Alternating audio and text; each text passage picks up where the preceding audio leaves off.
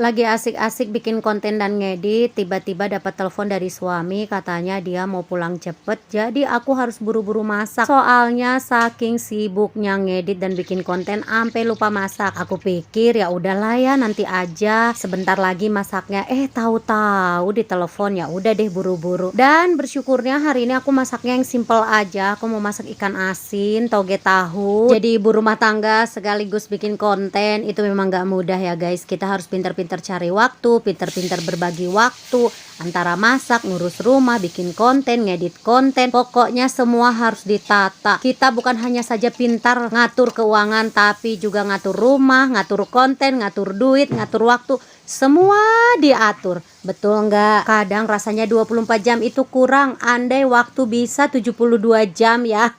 Tapi nggak mungkin ya 24 jam aja. Kadang kita udah lelah banget seharian. Apalagi kalau 72 jam ya kan. Gempor rasanya mungkin menghadapi hari. Makanya sekali lagi aku bilang tadi, kita harus pinter-pinter ngatur waktu, membagi waktu. Tapi yang terpenting juga kita harus pinter ngatur hati, ngatur pikiran, ngatur perasaan. Karena kalau perasaan lagi nggak enak, lagi kesel, lagi marah, lagi dongkol, mau masak apapun bumbunya seenak apapun tetap aja rasanya tuh nggak pas. Tapi giliran hati kita happy, masak yang simple, yang sederhana aja itu rasanya bisa mantep banget. Jadi hati itu sangat menentukan banget untuk kita melewati setiap harinya. Masakannya akhirnya selesai juga, tinggal nunggu suami pulang. Lagi asik-asik bikin konten dan ngedit, tiba-tiba dapat telepon dari suami, katanya dia mau pulang cepet, jadi aku harus buru-buru masak. Soalnya saking sibuknya ngedit dan bikin konten, ampe lupa masak. Aku pikir ya udahlah ya nanti aja, sebentar lagi masaknya. Tahu-tahu di telepon, ya udah deh buru-buru. Dan bersyukurnya hari ini aku masaknya yang simple aja. Aku mau masak ikan asin, toge tahu. Jadi ibu rumah tangga sekaligus bikin konten itu memang gak mudah ya guys. Kita harus pintar-pintar cari waktu, pintar-pintar berbagi waktu